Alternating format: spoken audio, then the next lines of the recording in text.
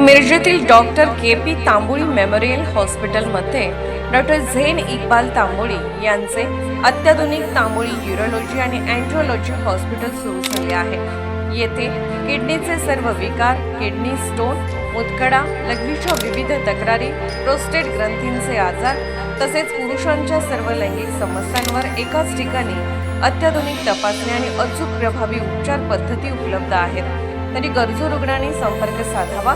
तसेच मिरजेतील पहिले प्रगत वंध्यत्व निवारण केंद्र Tamboli test tube baby centre गेल्या 20 वर्षापासून या छताखाली यशस्वीपणे कार्यरत आहे। येथे IUI, IVF, ICSI, ICSI यासारख्या सर्व आधुनिक उपचार पद्धती तज्ञ डॉक्टर इक्बाल कासिम तांबोळी हे करत आहेत। विश्वासार्ह उपचारासाठी डॉक्टर के.पी. तांबोळी मेमोरियल हॉस्पिटलचे Tamboli urology and andrology hospital आणि Tamboli test tube baby centre. आमचा पत्ता आरफा हॉटेल रोड, जुने लोकपूर, हॉस्पिटल समोर, मिरज। Mobile number 98 19 70 18 08 0233 22 21 543। मिरज हायस्कूलच्या पटाबाबत गंभीर आरोप, मुख्याध्यापकांवर कारवाईची मागणी। मिरज महानगरपालिकेच्या सांगली, मिरज आणि कुपवाड महानगरपालिका अंतर्गत असलेल्या मिरज हायस्कूल शाळेच्या पटाबाबत गंभीर आरोप करण्यात आलेत। स्वाभिमानी आंबेडकरी समाजाचे नेते डॉक्टर महेश कुमार कांबळे यांनी पत्रकार परिषदेत हे आरोप केलेत। डॉक्टर कांबळे यांनी सांगितले की मिरज हायस्कूलचा विद्यार्थी पट कायदेशीर नसून शाळेचा पट वाढवून दाखवण्यासाठी बाहेरील उर्दू शाळेतील विद्यार्थ्यांना शाळेत आणून बसवले जात असल्याचा आरोप आहे। तसेच शाळेचे मुख्याध्यापक राजेंद्र नागरगोजे हे मुख्याध्यापकापेक्षा राजकीय नेत्याप्रमाणे वागत असल्याचा आरोपही त्यांनी केलाय। पंचायत समिती निवडणुकीदरम्यान त्यांनी प्रचारात सहभाग घेतल्याचे सांगत याबाबत संबंधित विभागाकडे तक्रार दाखल करण्यात आल्याचेही त्यांनी स्पष्ट केले। मुख्याध्यापक राजेंद्र नागरगोजे यांना तातडीने निलंबित करून चौकशी करावी अशी मागणी डॉक्टर महेश कुमार कांबळे यांनी केली आहे। Bureau report SS news Marathi.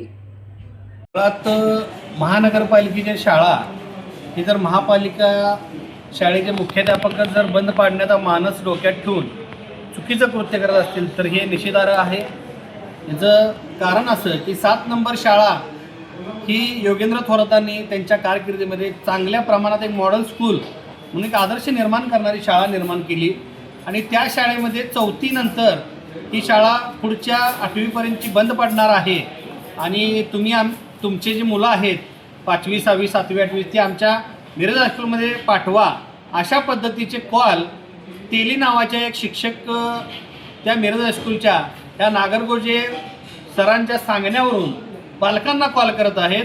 आणि मी प्रशासनाला माझा एक इशारा आहे, स्मृती पाटील मॅडम, तुम्ही या शाळा व्यवस्थापनाचे उपायुक्त म्हणून काम बघता। तुम्ही महापालिकेची शाळा टिकवण्यापेक्षा शाळा बंद पाडण्याकडे तुमचा कल जास्त असलेला आज आम्हाला संशय निर्माण झाला आहे। तुम्ही जर नगरसेवकांच्या किंवा इतर पदाधिकाऱ्यांच्या दबावाला भीती बाळगून जर तुम्ही असं काम करणार असाल तर तुम्ही स्वतः त्या शाळेचा चार्ज सोडून द्या। मिरज हायस्कूल जी आहे ती नामांकित शाळा आहे। मिरज हायस्कूलची परिस्थिती सुद्धा दिसतंय वेगळं आणि आहे वेगळं। मिरज हायस्कूलचा पट हा कायदेशीर नाही। मिरज हायस्कूलचा पट जेव्हा दाखवण्याची वेळ येते, रोस्टरवर घेण्याची वेळ येते, तेव्हा बाहेरून एका उर्दू शाळेतले विद्यार्थी आणून बसवून हा पट पूर्ण होतो असा दाखवला जातो। याचं कारण असं की तिथल्या काही शिक्षकांची पट कमी असल्यावर बदली होण्याची भीती आहे। त्यामुळे हा नागरगोजेने तिथं रचलेला डाव आहे। मुळात या राजेंद्र नागरगोजेचा राजकीय कल जास्त दिसतो। हा मुख्याध्यापक कमी पण राजकीय नेता असल्यासारखा जास्त वागण्याचा प्रयत्न करतो। राजेंद्र नागरगोजेने या मिरज हायस्कूलच्या बाबतीत जेव्हापासून मुख्याध्यापक झाला तेव्हापासून आज अखेर एकाही वर्गावर एकही तासाचं लेक्चर घेतलेलं नाही। ह्याची चौकशी कधी माननीय आयुक्त किंवा स्मृती पाटील यांनी केली का तर ती करणं गरजेचं आहे। तिथल्या विद्यार्थ्यांना विचारणं गरजेचं आहे। मुख्याध्यापक झाला म्हणून तो शाळेचा मालक झाला नाही, तो तिथला कर्मचारीचा, याचं भान त्याने ठेवायला पाहिजे। मुख्याध्यापक होत असताना सुद्धा सिनियर लोकांना जबरदस्तीनं मी मुख्याध्यापक व्हायला इच्छुक नाही अशा पद्धतीचे पत्रव्यवहार करून त्यांनी स्वतः मुख्याध्यापकाची खुर्ची बळकावली।